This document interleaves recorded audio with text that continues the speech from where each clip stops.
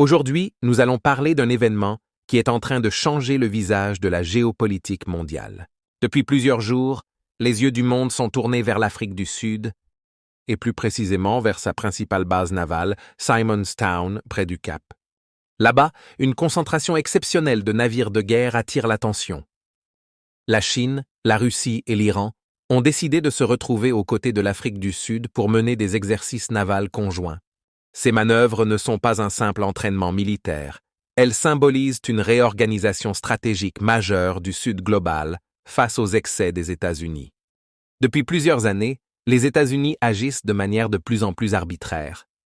Ils enlèvent des dirigeants, interviennent dans des pays souverains et confisquent des ressources comme si le monde leur appartenait. La dernière opération au Venezuela, où un navire vénézuélien a été saisi, et dans l'Atlantique, où un pétrolier russe a été saisi, a montré une fois de plus que Washington ne recule devant rien pour imposer sa volonté.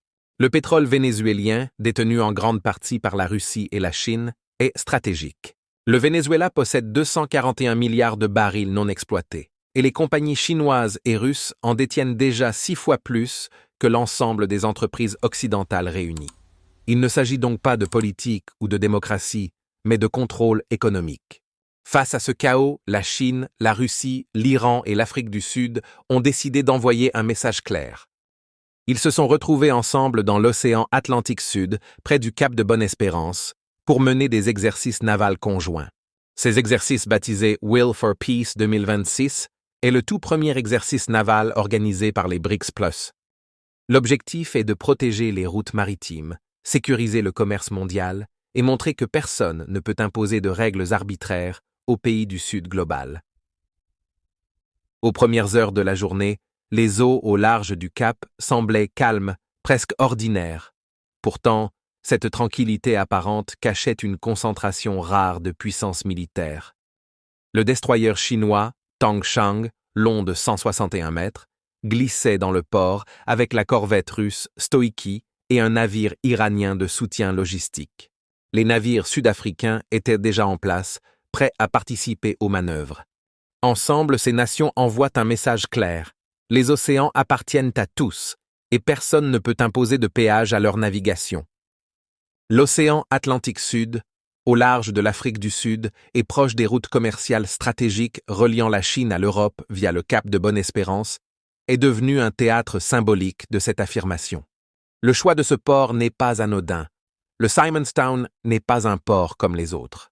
Il est situé à l'endroit où l'océan Indien et l'océan Atlantique se rejoignent, un point stratégique qui a façonné le commerce mondial pendant des siècles. Aujourd'hui encore, cette route est vitale pour le pétrole, les biens manufacturés et les échanges économiques entre l'Europe, l'Asie et l'Afrique. Si les États-Unis bloquent cette voie, ils pourraient imposer un péage maritime aux pays qui n'acceptent pas leur diktat. C'est exactement ce que les BRICS veulent éviter. L'exercice n'est donc pas symbolique. Il reflète les récentes tensions autour du Venezuela, où Trump a saisi des navires et confisqué du pétrole. Parlons un instant des chiffres car ils sont implacables. Sinopec, l'entreprise chinoise, détient aujourd'hui des droits sur 2,8 milliards de barils de pétrole vénézuélien. Rosneft, la compagnie russe, contrôle 2,3 milliards de barils. La CNPC, une autre entreprise d'État chinoise, possède 1,6 milliard de barils. Cependant, les entreprises occidentales font pâle figure. Chevron, la grande compagnie américaine, n'atteint même pas 1 milliard. Et Repsol, l'espagnol, à peine quelques centaines de millions. Ces chiffres montrent une chose. La Chine et la Russie sont des acteurs économiques puissants, capables de protéger leurs intérêts stratégiques, même face aux pressions américaines. C'est exactement ce que Trump ne veut pas accepter. Mais ce qu'il ne comprend pas, c'est que le monde a changé. Le Sud global ne dépend plus uniquement des États-Unis. Les BRICS construisent leur propre système, leur propre sécurité et leur propre commerce, et ils ne laisseront personne les intimider. Regardons maintenant la manière dont Trump réagit. Lorsqu'un navire russe ou iranien arrive dans l'Atlantique Sud, sa première réaction est de crier au danger ou à la menace. Il dénonce les navires comme s'ils étaient des criminels, alors qu'il ignore totalement ses propres violations du droit international. Pendant ce temps, les États-Unis lancent des préparatifs pour bombarder l'Iran, justifiant cela par des manifestations et chaos internes dans le pays depuis plusieurs jours. Mais au Cap, les Marines des BRICS+ avancent côte à côte. Les navires russes, chinois, iraniens et sud-africains opèrent en coordination, en formation serrée. Ils effectuent des exercices de communication, des simulations de protection de convois commerciaux et des manœuvres de sauvetage en mer. Tout cela est technique, mais le message est politique. Si les États-Unis veulent continuer à imposer leurs lois, les pays du Sud global répondront ensemble. Les manifestants sud-africains ont également fait entendre leur voix. Devant l'ambassade des États-Unis, ils réclament la libération immédiate du président Maduro et dénoncent l'intervention américaine au Venezuela comme criminelle et impérialiste. Les slogans sont clairs. Libérez Maduro. Non à l'impérialisme. Stop aux saisies illégales. Ce soutien populaire montre que le Sud global est conscient de la nécessité de protéger ses intérêts et de résister aux pressions occidentales. Il est intéressant de voir comment l'Afrique du Sud, malgré les critiques internes et les menaces américaines, maintient sa position. Le pays sait que sa souveraineté ne peut pas être négociée. Les droits de navigation sur les océans appartiennent à tous, pas seulement aux États-Unis. En accueillant les navires russes, chinois et iraniens, l'Afrique du Sud montre qu'elle est prête à défendre le commerce mondial et à protéger ses routes maritimes. Cette décision stratégique n'est pas un acte de provocation, mais un acte de protection et de préparation. Le contexte historique est également important. Les BRICS ont été fondés en 2009 par le Brésil, la Russie, l'Inde et la Chine, avec l'Afrique du Sud qui a rejoint le groupe en 2010. Depuis, le bloc s'est élargi, donnant naissance aux BRICS+, incluant des pays comme l'Iran, l'Égypte, l'Éthiopie, l'Indonésie et les Émirats arabes unis. Ces pays partagent une vision commune, un monde multipolaire où la domination occidentale n'est plus automatique. La coopération militaire et économique fait partie de cette vision, car la sécurité économique est directement liée à la sécurité militaire. L'exercice Will for Peace 2026 est un symbole de cette multipolarité. Il démontre que les BRICS+ peuvent agir ensemble, protéger leurs intérêts et créer un équilibre face aux excès des États-Unis. Contrairement à Trump, qui se comporte en dictateur global, ces pays cherchent la paix, la protection et la souveraineté. Pour la Russie, participer à ces exercices est un moyen de maintenir et d'élargir ses partenariats hors de la sphère occidentale. Depuis l'isolement diplomatique causé par la guerre en Ukraine, Moscou a cherché à renforcer ses liens avec les nations prêtes à coopérer selon leurs propres termes. La Chine, quant à elle, transforme sa marine en une force globale capable de projeter sa puissance loin de ses côtes. Ses navires escortent le commerce, mènent des exercices internationaux et démontrent la portée maritime croissante de Pékin. L'Iran, plus limité en taille mais tout aussi stratégique, montre sa volonté de coopérer avec des partenaires partageant un scepticisme vis-à-vis de la domination occidentale.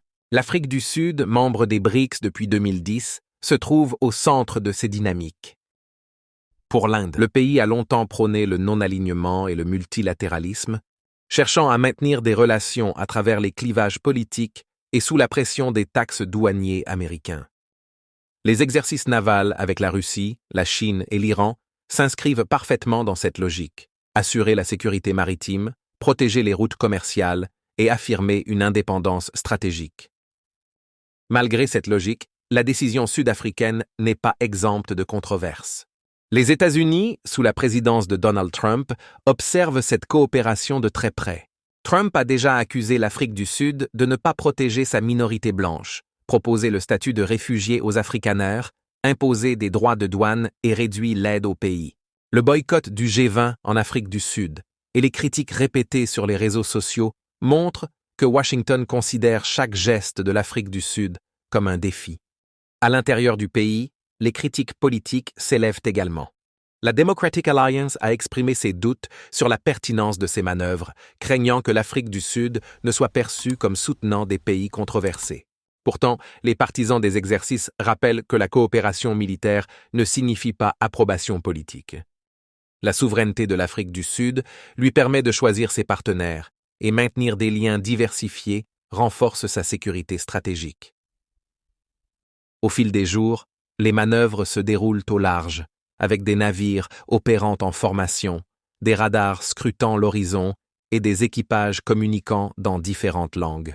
Les exercices incluent des opérations de sécurité maritime, des manœuvres coordonnées, des exercices de communication et des scénarios de recherche et de sauvetage. Les sanctions américaines et la confiscation de ressources montrent que la protection de ces routes et de ces actifs est vitale pour le Sud global. La Chine et la Russie ont pris des mesures pour sécuriser ces marchés, tandis que l'Afrique du Sud, le Brésil et d'autres membres des BRICS comprennent l'importance de développer des alternatives et de renforcer la coopération Sud-Sud. Pendant ce temps, les tensions internes aux États-Unis continuent de montrer le double standard de leur politique étrangère. Trump, qui menace d'intervenir en Iran sous prétexte de répression des manifestations, garantit l'impunité totale à des forces paramilitaires qui tuent sur le sol américain. La contradiction est frappante. Les vises étrangères sont utilisées pour justifier les bombardements, tandis que les vises américaines elles-mêmes ne bénéficient pas de protection juridique adéquate. La scène au Cap illustre parfaitement ce nouvel ordre mondial. Des navires de 4 nations différentes amarrés côte à côte, flottant sous leurs drapeaux respectifs, symbolisent la coopération et la détermination du Sud global.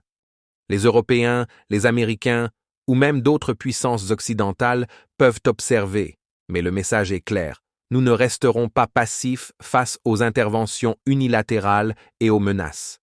À Simonstown, la vie continue comme si de rien n'était. Les touristes flânent sur le front de mer, les pêcheurs partent en mer, mais au large, les navires tracent leur formation, répètent leurs manœuvres et renforcent une coordination militaire qui aura des effets politiques et stratégiques durables.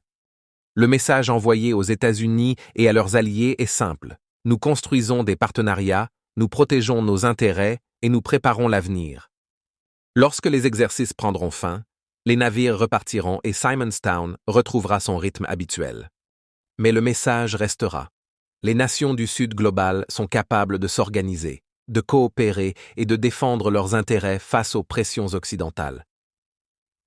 L'arrivée des navires russes, chinois et iraniens, soutenus par l'Afrique du Sud, symbolise un instant historique où la multipolarité devient tangible, où le Sud global affirme sa voix et où les océans ne sont plus simplement des voies commerciales, mais des lieux stratégiques de coopération et de protection.